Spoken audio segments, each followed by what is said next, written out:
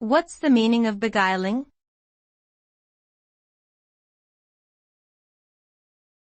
Beguiling.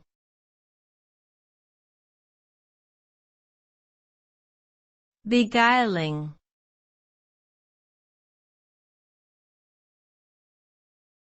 Beguiling.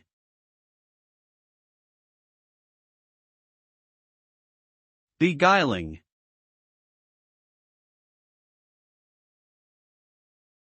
The word beguiling refers to something that is charming, attractive, or enticing in a way that can be deceiving or misleading.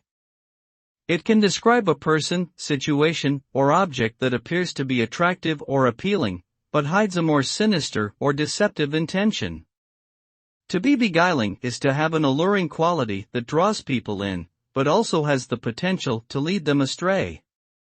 A beguiling smile, for example, might charm someone into trusting another person, even if they are not trustworthy. To be cautious of the beguiling nature of things is to remain vigilant and aware of any hidden dangers or ulterior motives.